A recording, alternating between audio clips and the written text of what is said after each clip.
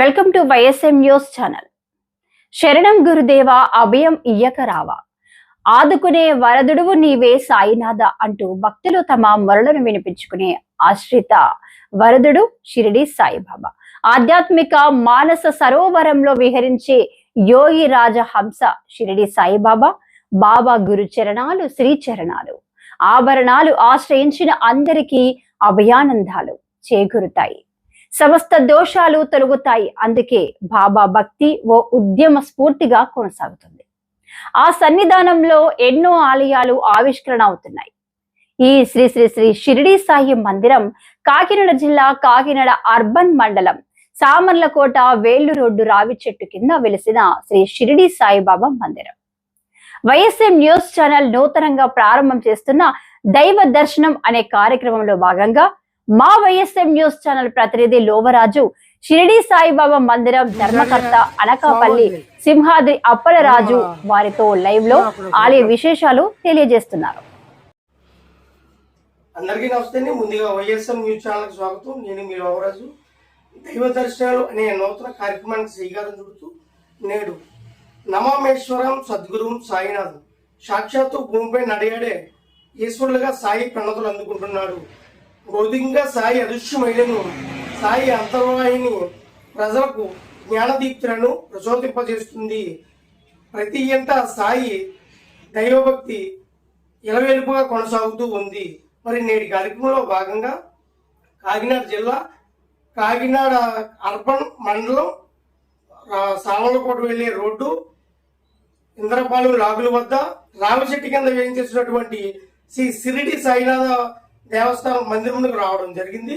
మరి ఈ ఆలయ ధర్మకర్త అయినటువంటి అన్నదాత ప్రభు శ్రీ అనకాపల్లి సింహాద్రి అప్పలరాజు గారు మన ముందైతే ఉన్నారు. ఆయనతో మనం ఈ ఆలయ విశేషాలన్నీ మాట్లాడే ప్రయత్నం చేద్దాం. షిరిడి సాయిబాబా ధర్మకర్త అయినటువంటి ఆలయ ధర్మకర్త మన ముందైతే ఉన్నారు. వారిని అడిగి ఆలయ విశేషాలు అడిగి తెలుసుకుందాం. నమస్తే సార్. నమస్తే అండి.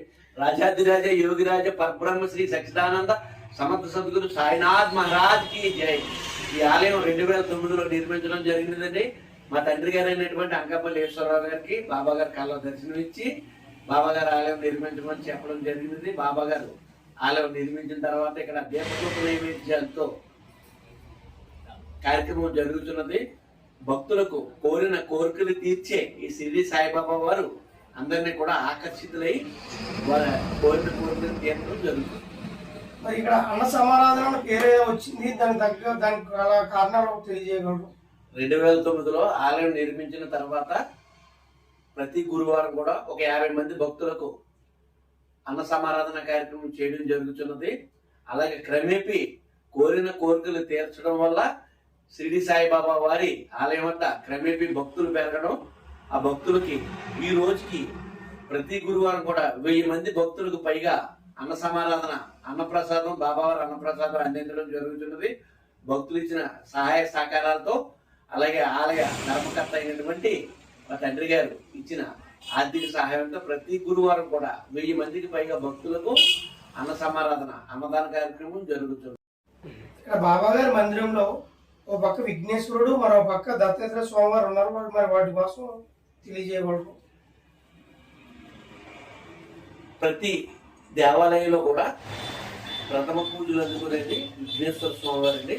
ఇక్కడ బాబా గారి ఆలయంలో కూడా ప్రథమ పూజ విఘ్నేశ్వర స్వామి వారికి, అలాగే సాక్షాత్తు దత్తాత్రేయుడే బాబా గారు అవుతారు, బాబా గారే దత్తాత్రేయుడు అవుతారు. కనుక ప్రతి దేవాలయంలో షిరిడి సాయిబాబా మందిరంలో దత్తాత్రేయ స్వామి వారి విగ్రహం కంపల్సరీ ఉండాలి. అలాగే మా షిరిడి సాయిబాబా వారి ఆలయంలో కూడా మందిరంలో దత్తాత్రేయ స్వామి వారి విగ్రహం పెట్టడం జరిగింది. ఆయనకి కూడా దీపదూప నైవేద్యాలతో కూడా ఆయనకి కూడా రోజు పూజారి కార్యక్రమాలు కూడా జరుగుతున్నాయి. ఆ దత్తాత్రేయ స్వామి వారికి కోరిన కోరికలు వెంటనే తీరుస్తున్నారు.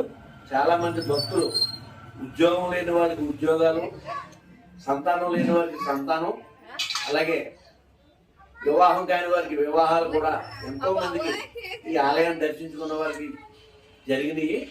ఆ మహత్యం కూడా ఈ దత్తాత్రేయ స్వామి వారి విఘ్నేశ్వర స్వామి వారు షిరిడి సాయిబాబా వారి మందిరంలో ఉన్నారు. మరి బాబా గారి మందిరంలో పూజా విధానం తెలియజేయగలరు? ప్రతిరోజు కూడా ఉదయం 6 గంటలకు మన షిరిడి సాయిబాబా వారి ఆరతి ఉంటుందండి. అలాగే మా కమిటీ వారు అందరూ గోత్రనామాలతో కూడా బాబావారి ఆలయంలో ప్రతి ఉదయం సాయంత్రం కూడా పూజ కార్యక్రమంలో వాళ్ళ గోత్రనామాలు చెప్పడం జరుగుతున్నది. అలాగే ప్రతి గురువారం కూడా మన బాబావారి మందిరంలో మా కమిటీ వారి అందరూ కూడా పేరు నామధేయాలు వారి గోత్రనామధేయాలతో పాలాభిషేకం బాబావారికి షిరిడి సాయిబాబా వారికి పాలాభిషేక కార్యక్రమం కూడా జరుగుతున్నదండి ప్రతి గురువారం కూడా. అలాగే బయట నుంచి వచ్చిన భక్తులు కూడా వారు స్వయంగా బాబా వారికి పాలుతో అభిషేకం చేయించుకునే విధంగా బయట శ్రీ షిరిడి సాయిబాబా వారి విగ్రహం, అలాగే శివలింగం, సుబ్రహ్మణ్యేశ్వర స్వామి వారి నాగబంధ ప్రతిష్ట కూడా చేయడం జరిగినది. ప్రతి ఒక్కరు కూడా వచ్చి ప్రతి రోజు కూడా అభిషేకం చేసుకునే విధంగా, అలాగే ప్రతి గురువారం కూడా ప్రత్యేకంగా పాలాభిషేకం చేసుకునే విధంగా కూడా ఏర్పాటు చేయడం జరిగింది. గురుగారు, ఫైనల్ గా అన్న సమారాధన యొక్క ప్రత్యేకత ఒకసారి మాకు పూర్తిగా తెలియజేస్తానండి. జై సాయిరాం.